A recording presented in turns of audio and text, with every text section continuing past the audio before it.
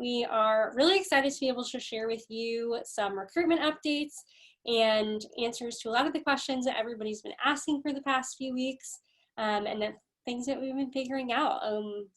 Just since COVID has kind of changed a lot of our plans, not only as an office, but also as a university. So we do appreciate your patience in all of this.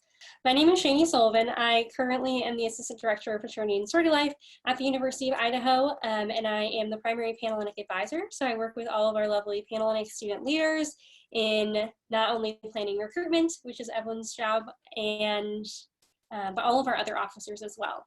So I'm going to hand it over to Evelyn so she can introduce herself as well.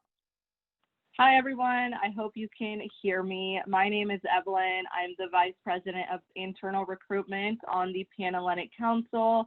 My role is basically planning recruitment, overseeing it, making sure that everything is running smoothly, working with all of our 10 sorority chapters to ensure that the recruitment process is ready to go.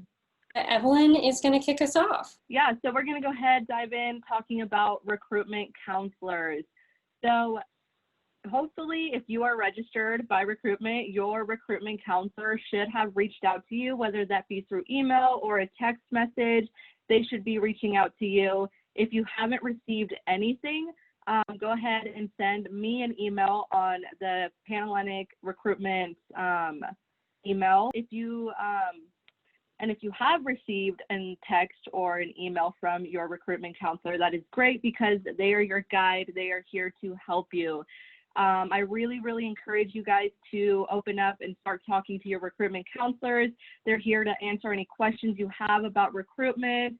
They're here to help you navigate the whole process, and they are just a great, great resource for you guys to utilize. So, yeah, that's it on recruitment counselors, I think. They're really great, so do not be afraid to reach out to them. So campus director, here's our deadline. Everybody write this down. Your account for campus director needs to be completed by August 1st. So what this is you're filling out your general information, and there's some questions that you guys have to answer. And this is what chapters will use to kind of get to know you and get to know a little piece of your personality, how you feel about, these questions, how your personality, all of that fun stuff. And I really, really encourage you to take the time and, take the time to thoughtfully answer these questions and really, really try to show how you feel, your personality, all of that fun stuff. Be true to yourself. Don't make up information. So August 1st, have that completed. Shani, I don't know if there's anything else you would want to emphasize on this. I think you did a wonderful job. Just know that if you have registered for recruitment, unless it's been in the last couple of weeks, I haven't sent an email yet, you should have received an email with the link to Campus Director to create your account. But if you did register through Marketplace, you also should have received an email from Marketplace to register through Campus Director.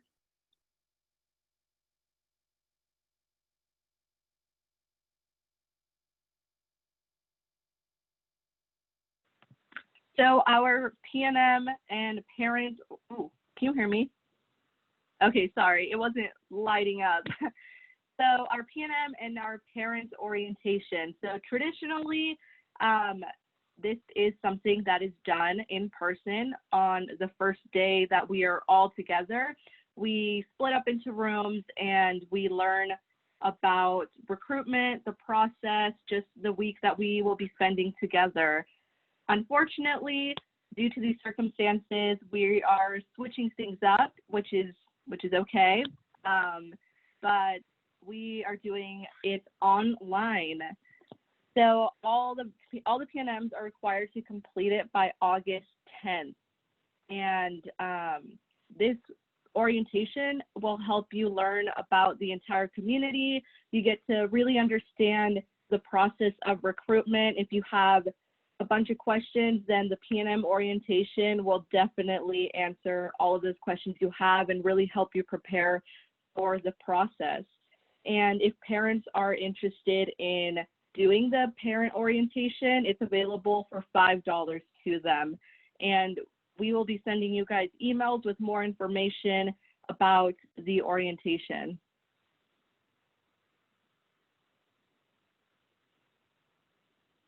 Awesome. Thank you so much, Evelyn. Yes, this year we've partnered with LaunchPoint to provide their P&M orientation, and they do a really wonderful job. So they also have a parent option, and so we thought we would give you all the opportunity to utilize that.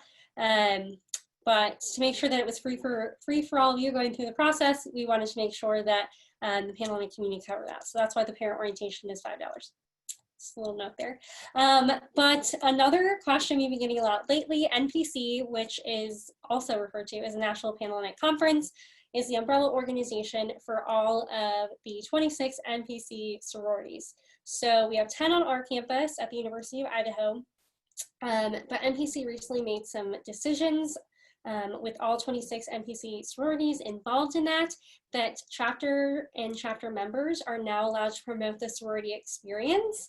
And what does that mean is that they're allowed to contact you. So we've been getting a lot of questions from different PNMs, and we 100% appreciate y'all reaching out because that's why we're here. That's why your recruitment counselors are here, as Evelyn mentioned. So but just so you know, chapter members and chapters are more than welcome to reach out, talk to you about the sorority experience. They can answer any questions that you might have about the sorority experience. They can follow you on social media and things like that. So it's not, you're not going to get in trouble. Chapters aren't going to get in trouble. It's really just to make sure that you all have the opportunity to learn more about our community and about sorority before you get on campus for recruitment. But keep in mind, that does not mean that you're required to reach out. If chapters reach out and you're not 100% comfortable, that's okay. The lack of contact that you may or may not have is not going to negatively impact you during recruitment. You're going to have just as a successful recruitment experience, even if you don't talk to chapters. And then someone actually asked what a PNM is. Yes. Wonderful question. Potential new member is basically anyone who's not a part of a chapter yet, but is going through the recruitment process. So PNM, we're shortening it, making an acronym just to make it easier to say. So that's all of you wonderful women joining us for recruitment. But yeah, just so you know, chapters are allowed to contact you. It's okay. Just make sure that, they're not allowed to promise you any type of membership in their organization. So if that's something they're doing, please let us know, because we want to make sure that you feel comfortable and aren't feeling pressured to do one thing or another. This is a process for you to kind of explore. Awesome. Okay, cool. Another big thing that we'll be getting a lot of questions about is housing. Each of our chapters do have chapter facilities. Each of our Panhellenic sororities have chapter facilities, and they are planning on reducing density. That's going to vary for each chapter due to the setup of the house, how it was built, and kind of how any updates and things, remodel, that was the word, remodels have happened. So it's going to look a little bit different, and it may be a little bit more or less depending on the chapter, but each chapter was asked to submit a plan as to how they are planning to move forward in the fall semester to ensure not only safety of members, but also so the university and their national organizations are aware of how they're moving forward. And those plans are being reviewed by the university, so our office and some upper administration, to make sure that they're complying. Anything that was questionable or maybe something that they need to reconsider was sent back to them. So we're still getting those plans right now, but all those updates will be provided on our website, which is uidaho.edu/Greek, whatever direction, / not really sure, /Greek, and those will be up there as soon as everything's approved. But we can say that a lot of our chapters are trying to figure out a way to allow new members, so all of you, to live in the chapter facility if that's an experience you're looking for. Usually they're estimating based off past new member classes, so it's going to look different for each chapter depending on their space, but they are planning on trying to provide that opportunity for you all. And if that changes at any point, we will let you know. Just make sure to be checking the email that you use during registration, whether that's your Vandal email or a Yahoo email or anything like that. Yeah. Okay, this is the juicy stuff. This is what everyone is here for. We are so excited to finally announce that we will be moving to a hybrid model of recruitment.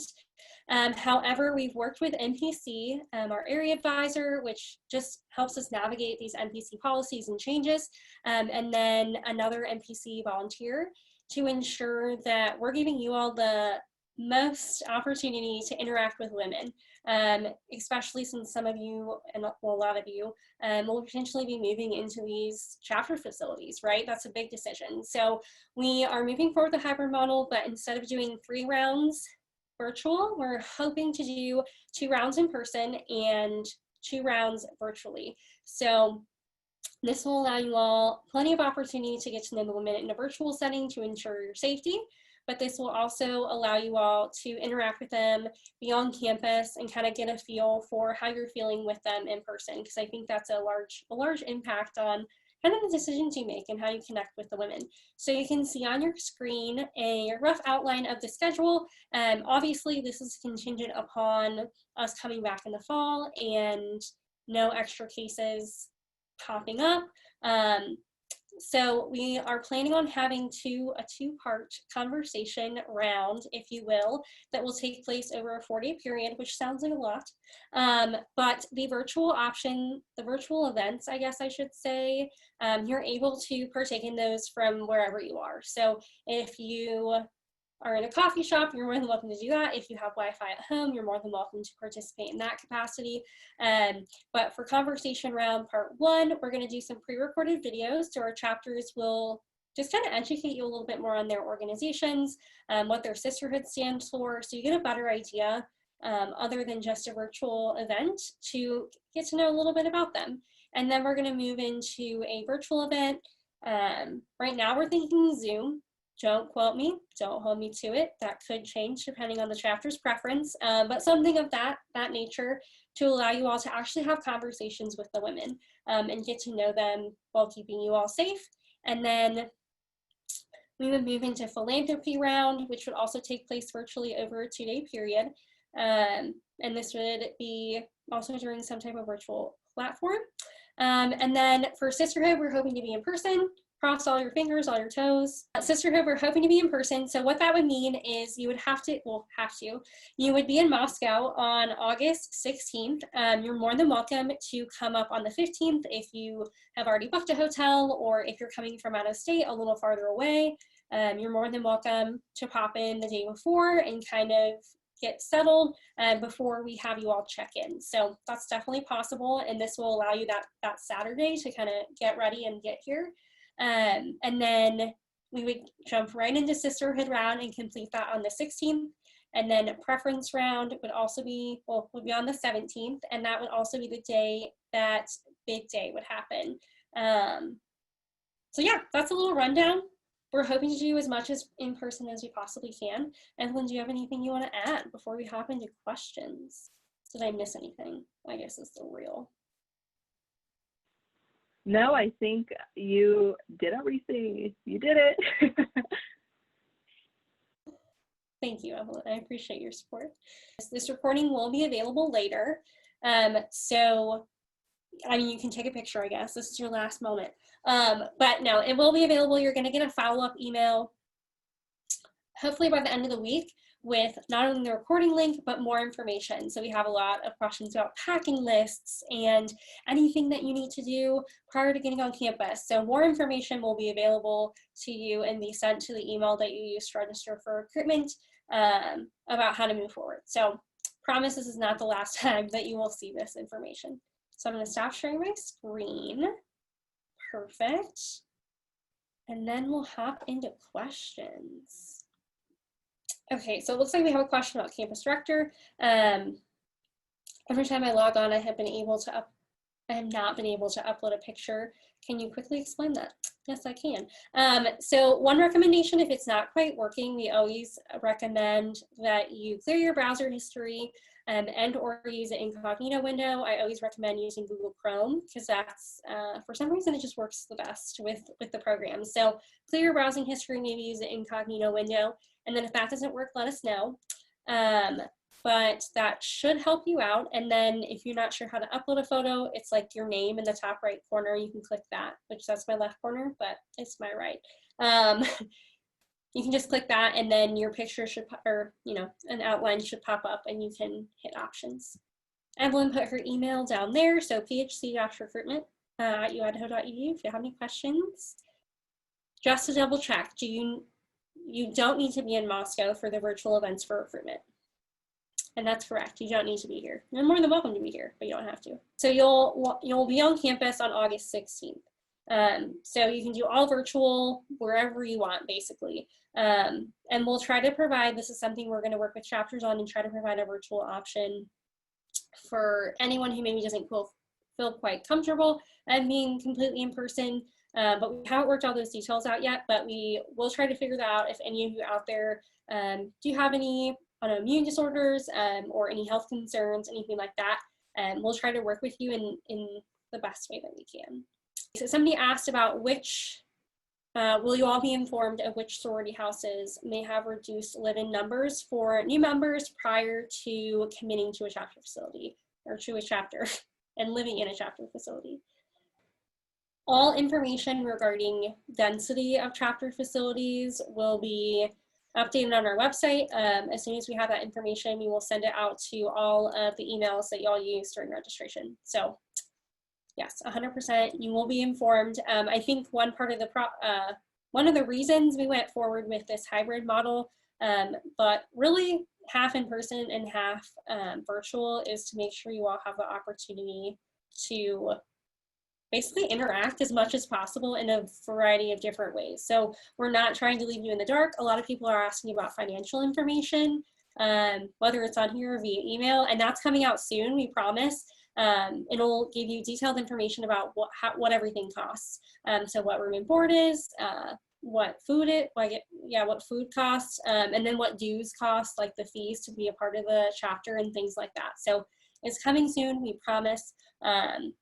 Our intention is not to leave you feeling like you are uneducated. So we promise we'll get that out to you. I think I saw a question asking about, oh no, where'd it go? Somebody asked if they should, sorry, let me find it again. Oh, right here. Should we be applying to a dorm as a backup for the school year? The answer is no. Do not apply. Well, I encourage you not to apply to a dorm.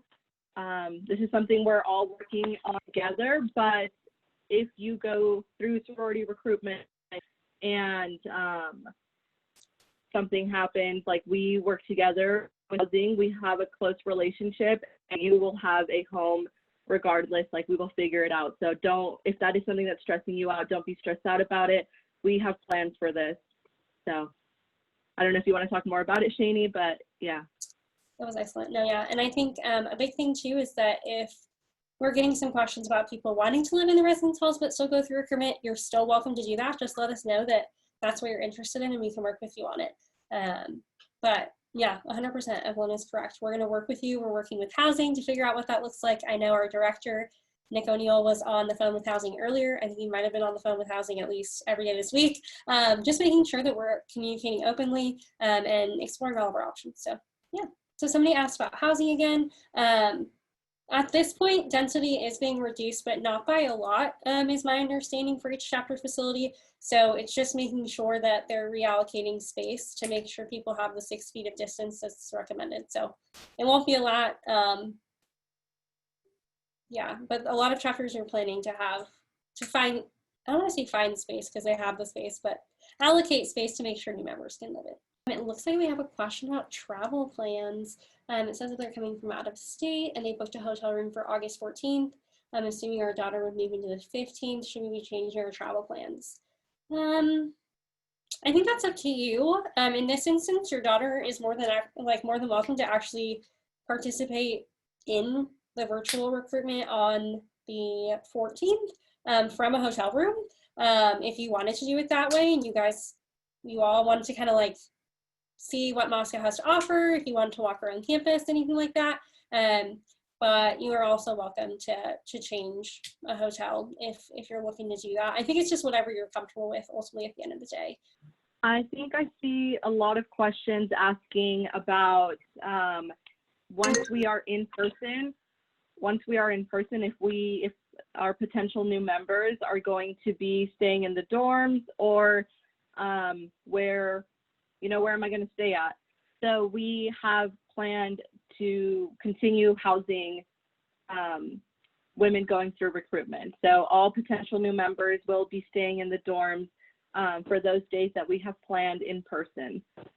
And also with that, which we've talked about this a lot, but since we are lessening the amount of days that our potential new members, PNMs, will be staying in the residence halls, everyone who has registered up until today, you will get a refund because the fee will be going down to $150. So whatever the difference is in the cost that you paid to $150, you will be getting refunded that. Just give us some time if you've already registered, because we have to do it individually. So it'll take a minute, but you will be getting some money back. And then for anyone moving forward, it'll be $150 as well, because we don't need your money. Our fee usually just covers you all living in the residence halls and eating. So yeah, and the residence halls, people staying in, or potential new members staying in those would be August 16th and the 17th.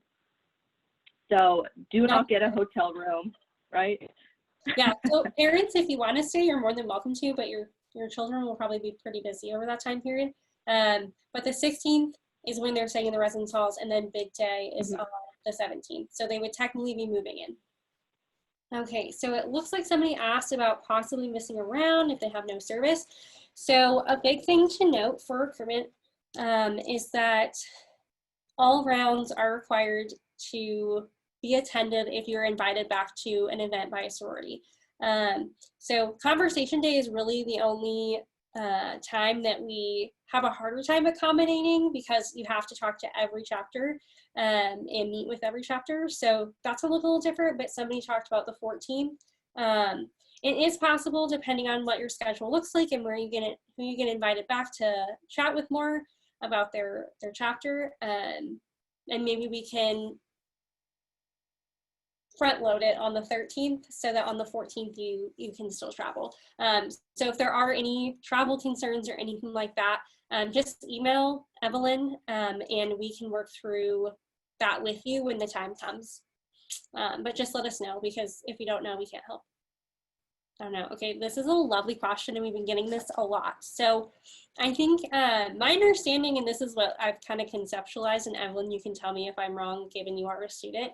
A lot of people have been curious about if, because of all this is going to limit the amount of people that can join a sorority. And that's not the case. I think with the fact that a lot of new members do tend to move into chapter facilities on bid day, it's just understanding that you can't live out of the chapter facility and still have sorority membership, which is not the case. This is different for every chapter, so definitely have these conversations.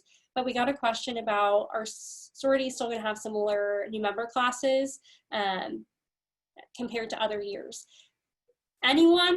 We have no limit on the number of women that can sign up for recruitment. So literally, if every woman that is attending the University of Idaho, whether they're incoming freshmen or first-year students, transfer students, upperclassmen, graduate students, not necessarily, but really any undergraduate woman is allowed to register for recruitment. So there are no limits. The process is really set up for fairness and making sure that women and chapters both are kind of on a level playing field, if you will, so that you have the opportunity to meet as many chapters as you can. So if we have 500 women sign up for recruitment, the process is set up to hopefully allow as many women out of those 500 to move forward, but there's no limit on our end. It really depends on who you all want to go back to and where your interest lies, and the connections you make, and how the chapters feel as well. So there's no limit. You can register for recruitment at any point. You're more than welcome to, and we're not going to turn anyone away. This might look different for living in, right? If we have 500 women, I don't think the chapter facilities could handle that, but you can still have sorority membership. So hopefully that answered your question. There is no limit. The limit does not exist. Did anybody get that? No? Okay. Mean Girls? Okay, there's a question about marching band camp. I'm not 100% sure when that is, but I would just reach out to Evelyn or our office and we can help you work through what that looks like. I don't know, I'm not going to speak on marching band camp because I do not know if they've altered it at all or anything. So just reach out to us and we can help you through that. Someone asked about a hotel being booked. Maybe Evelyn, you might have some advice. It says, any advice for out-of-state visitors when looking for hotels or accommodations? I don't know if you're more familiar. You've been here a little bit longer. I think there are tons of great hotels. They're all very, very close to campus, so that's great. I saw in the comments, Alyssa said Best Western. So the Best Western, my friends have stayed there before, loved it. Yeah, there's lots of great options though. And for the most part, most of the hotels or motels that are there are very close to campus. I think we also have Airbnbs. So if you ever need assistance though, you're more than welcome to reach out and we can work with you through it. I am not from the area. I moved here, my 11-month anniversary was on the 15th. So I'm still learning the area, but we can 100% ask some other staff members in our office or other students that might have some good input if you're having a hard time. Oh no, I think I answered a question I didn't mean to. I think there was a question about transfer students. Look at Evelyn answering some questions via the chat. Okay. This is a lot of questions and it's only us two. So we appreciate your patience in all of this. We're going to try to get to them. We have another 21 minutes, so we're going to try to help. Transfer students, no matter who you are, if you're intending to move into a chapter facility and that's your preference, we ask that you not put down the deposit for housing, as Evelyn mentioned. And then if at any point chapters do move towards limiting the number of spaces in the chapter facility available, then we will work with housing. You will not have to do it by yourself. So just know that, don't put down the deposit right now. And if you intend to move into a chapter facility and that's your preference. Okay. It says, will day rooms become bedrooms? You know what's so fun is I didn't have a chapter facility in college and I'd never heard of a sleeping porch before in my life. And it's so crazy that all of you know this information. It's going to look different for every chapter. I think they're trying to figure out what it looks like. Some chapters have like really big sleeping porches. Delta Zeta doesn't have sleeping porches at all. So it just kind of looks different. And all of that information will be included. So I think some chapters are considering what that would look like. Some are also kind of flip-flopping, if that makes sense. So like maybe taking some day rooms and turning them into bedrooms and then minimizing the amount of people that are sleeping on sleeping porches. But you'll be updated as soon as we have all that information. I've seen quite a few questions asking what time do we need to be there on August 16th. And as we continue working on the recruitment schedule, we will send out an email and let you all know what time you need to be there. I'm assuming sometime in the morning. Yes, in the morning, but you will have a for sure time, I promise, soon. Okay, so they're confused. Can they still be in a dorm room as planned during recruitment? So I think with that, just email our office and we can maybe work with you if you are interested in staying in the residence halls during the virtual rounds, because we obviously know that everyone's lives are different, right? Like we don't all have the same resources and we totally get that. Or maybe just feel more comfortable in that space. So we can work with you, just email Evelyn or our office and we can work with you to set that up if necessary. So yeah, excellent question. This is a great question. Sierra, whoever you are, you're asking a lot of good questions. So we appreciate it.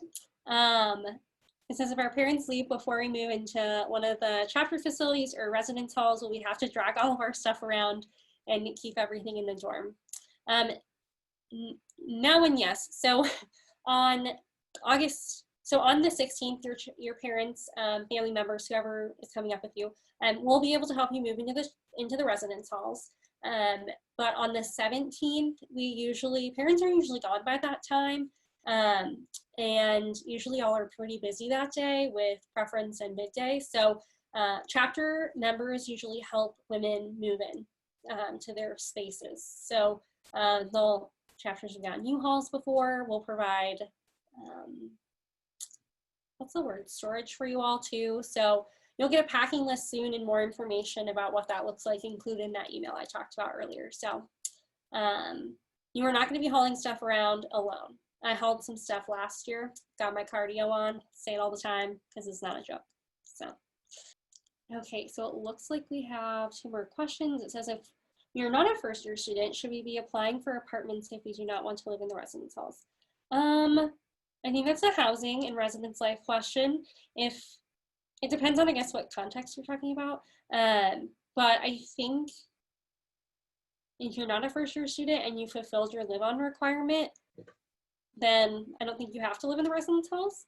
Don't quote me though, talk to housing. Yeah, so the University of Idaho, if you're not aware, we have a first-year requirement where all first-year students are required to live on campus, whether that be in a chapter facility or that be in the residence halls. But if you don't want to, there sometimes is a way to get over that. It depends. The Dean of Students, if you go to the University of Idaho, go to the Dean of Students website, there's like a petition and you have to fill out all this information. Usually they'll only accept it if you have a relative that you're living with, if you're already from Moscow, or like family members, or there's like special circumstances. So you fill that out and you petition, it goes through a committee and they accept or decline it. So if you were not aware, most first-year students have to live on campus, which is amazing. Like, I love the fact that we have to do that because being on campus is the best. So just saying, I'm a little biased, but I love it. Also, I forgot Evelyn works in the Dean of Students office. We got an insider right there. I was like, yes, Evelyn, answer that question. I don't know. Okay, this is a question. It says, does everybody get into a chapter, or do some people get cut / not get into chapters? This is an excellent question, and a lot of people are curious about this. Usually we say that about 85% of the people that register for recruitment and show up for recruitment get a bid, join a chapter, or I guess get an invitation to join a chapter. The wonderful thing about Panhellenic Recruitment is that it is set up, and like I said before, right, like there's no limit on the amount of women that can go through recruitment. Like I said, if every undergraduate woman at the University of Idaho wanted to go through the recruitment, we're not going to say no. Like, please go through recruitment. Our process is set up to ensure that we're getting as many women that start the process to the end as possible. So there's no intentional or number that we have to like get to. I think a lot of people think there's like this backside situation, but literally our process and the mathematical equation that is amazing, and I don't know how they created it, that works with campus director to invite you all back and allow chapters to invite you all back, is set up to ensure that you all go back to as many chapters as you possibly can that you're interested in, and that they're also interested in you. So yeah, there are some women, most of the time it's the women who choose to withdraw from the process. They just realize that maybe sorority life isn't for them right now, or maybe it's a little overwhelming, anything like that. So that's usually the majority of the women that don't make it to the end of the process because they just decide it's not for them. And that's okay. We want you to decide when is best for you. And we know that college is a big transition. So if right now doesn't work, that's okay. There are a million other opportunities to join our community, whether it's the fall semester or the spring semester. So keep that in mind. Hopefully that answered the question. I feel like I went on a tangent, which Evelyn can attest to you a lot. Somebody asked about wearing masks. Yes, so the university is requiring masks if we're doing anything in person. We will most likely require masks for any of the in-person events. And what that looks like right now, I know our office placed an order for masks, but if you have masks, you're more than welcome to bring one, encouraged to bring them. But more information about what you all will need in that capacity, or kind of like what the requirements are, will be determined and sent out to you hopefully in the next few weeks. So yeah. Oh, Evelyn, this is all you. It says, will we be getting anything about advice for outfits to wear during recruitment? And maybe we can talk a little bit about the PNM booklet. Is that weird? So the question was advice about outfits. Yeah, I will totally work on creating advice for outfits in the PNM booklet or in the PNM orientation, so you guys will be aware of what you can wear, whatever you would like to wear, you know. So yes, the answer is yes to that. There was a question about parking, and Evelyn, maybe you can answer this just based off of your experience. Someone is bringing a car with them, and they're curious if they should buy a parking pass now or should wait until after recruitment. I do not have a for sure answer. From my understanding, I think that women work with their chapters to see parking passes and how that looks. But I have never brought my car up, so I don't know. I'm learning new things. Oh, look at Alyssa. Oh, Alyssa, queen. Alyssa said Greek permits open after recruitment. So after recruitment. So for all of you, you're probably, who's Alyssa? Alyssa is on the Panhellenic Council along with Evelyn. So she's one of our student leaders in the Panhellenic community. She's freaking awesome, and she does our budgeting stuff. Thank goodness, because I'm not inclined for that. So Alyssa's the bomb. Oh yes, they let you park for free before school starts and during the summer. Ooh, is there any way to tour houses before we arrive, whether this is virtual or in person? Yes, so that was actually brought up by one of our chapters, which I'm really thankful for because it did not even cross my mind, if I'm being honest. And so yes, our chapters are fully aware that y'all are making a really big decision in terms of moving into a chapter facility. So this is something they're thinking about too. And we're trying to decide if we want to incorporate it in the PNM orientation or if we make it available in another capacity. So yes, we're going to try to find a way for you all, and this might look different for every chapter because it's not happening, like we don't know right now, but there is going to be an opportunity to see or get a tour of the chapter facilities, whether it's virtual or in person. It's going to happen. Anybody who's asking about moving in prior to the 15th or on the 15th, we'll have more information about that as well. So, and I'm not kidding when I say this email is coming to you, it's an essay. You'll have a lot of information about next steps, things to consider, campus director information, parent information, that kind of thing. So Evelyn, do you want to chat a little bit about what it looks like to move into the chapter facilities and what day this would happen? Maybe more of the process, because I feel like we've answered the date. Talking about moving into a chapter facility, it happens really fast. It may sound like all my stuff is over here. How is it going to get all the way over there? No, everybody works together and they get the potential new members stuff into their new room. And usually the women in the chapter are the ones helping you move into a facility. But if your parent wants to go ahead and help, if they're there, they're more than welcome to do that too. I know I've seen parents helping their child move into the bonus there to help them move their stuff. And sorry, I hope that answered your question. We'll get help 100%. Also a little bit more about storage. Usually we have storage containers, so you'll get a packing list and more information about that, but usually it's like 4 tubs, that's the word, that we allow you to bring, and you can store those. So that's really anything that you don't need immediately for recruitment. Luckily this year, since it's only like 2 physical days in person, you really need only what you need for sisterhood and preference rounds and midday. So you know, toothbrush, toothpaste, anything you would need basically to like stay overnight in a hotel kind of thing. And then all the other stuff that you would move into the chapter facility, your chapter would help you with that. So yes, thank you, Evelyn. And then, sorry, I didn't mention this part, but move-in is after bid day. Yes.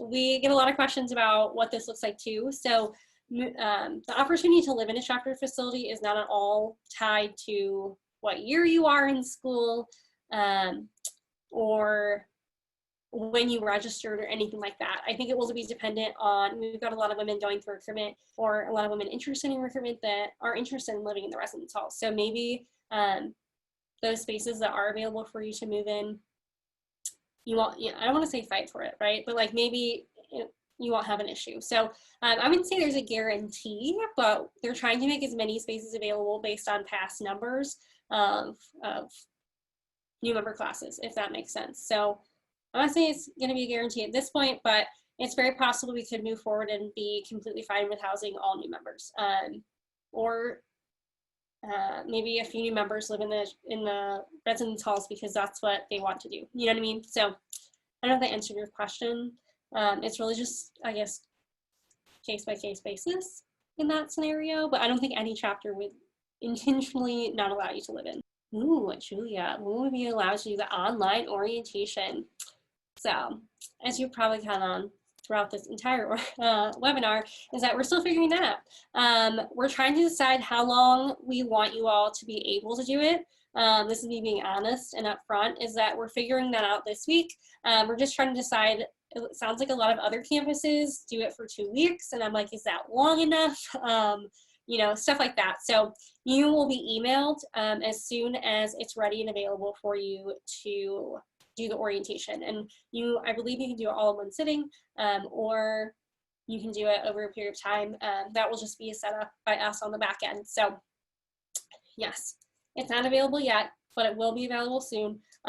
Mostly because we just want to make sure that we're providing the most information to you all throughout or prior to the process, right? So we can customize it to make sure that any questions, comments, concerns are addressed and available to you. So thank you. Thank you for the question. So there's this question about back to house or like packing and moving into a chapter. So it says, we have no experience with sorority house life. What would we want to move into the house since it's not like a regular dorm room? What kind of supplies or decor do people bring? Can you talk about this space? Girls are decorating as their own. I can kind of talk about my experience of what I packed, but we will be sending a packing list and things you should bring with you. But when I went through recruitment, I just brought my bedding. I brought a laundry basket, a shower caddy, and just clothes that I would be using throughout the semester. I really wanted to keep kind of an empty slate, I guess, because I wasn't sure where I would be living. I wasn't sure what my was going to look like. So I just made sure I brought the essentials. And afterwards, when I had my living situation, when I knew what my room looked like, I was able to bring more stuff up when I went home for, I think it was Labor Day, one of the holidays, or I was able to go to the store and purchase any decorations that I needed. So when it comes to things like that, I would very much encourage you to wait until the potential new members are aware of what their living situation would look like. And also carrying or just packing a bunch of stuff and then not having it fit, it could be stressful. So I would encourage just the essential stuff and then build on from there. Awesome, thank you so much. Okay, so I mentioned the email that I'm talking about is going to include all this information. So a packing list, campus director information, more information about the P&M orientation, as well as more information for parents and things to consider, a general outline of the schedule, like this, I'm not kidding when I say it's going to be an essay. So you're going to get an email soon with all of that. I'm hoping by the end of next week, if not sooner. Next week is like at the very latest, but I'm moving this week, so it's gonna be a little up in the air. So we'll get that to you as soon as we can, but no later than the end of next week. If not, it's going to be soon. So somebody asked about what it would look like because it looks like hotels are booked. We may be able to work with you in terms of getting you into the residence halls a little bit sooner for you specifically. So if y'all wanted to keep that date and you wanted to move into residence halls early, if you're not able to find a hotel for those remaining days, just let us know, email our office or Evelyn, and we can work with you. So you totally understand, right? It's interesting time. But yeah, we're here to help. Okay, so it is 6:30. We have 2 more questions. It says, if you become a part of a sorority but live in the residence halls, what will go on with the pricing? Would you just pay for room and board and a meal plan through the school, or will you pay pay sorority fees and pricing. Evelyn, do you want to chat about that really quick before we give any final thoughts? Yeah, so from my understanding, if a sorority member was to live in the residence halls, they would be paying the fees of the residence halls. And it depends if you could set up a meal plan with your sorority chapter or the residence hall housing meal. I'm not quite sure how that works, but oh, the question's gone. Where'd it go? I moved it to answer because I was like, she's Oh. that was my bad. Oh. I lost my train of thought. But living in the residence halls and fees, and would they have to pay sorority dues? Oh yes, so each sorority chapter has their own fees that they pay, which you guys will be able to see in the PNM booklet, the different fees that sorority members pay. I hope I was able to answer your question. I'm still a little unsure. I think that's something we're working out right now because we kind of really haven't been in this situation before. So, yeah. 100%. Yeah, we'll figure that out. Just know that if you don't live in the chapter facility, there are dues associated with being in a sorority. It just won't cost as much as if you were to live in the chapter facility because you're not paying room and board. So that's gonna. Okay, two more questions. Well, one is a suggestion. Somebody said check the hotels in Lewiston or Pullman. So maybe if you're having some trouble finding a hotel, look into Lewiston, which is about 45 minutes south.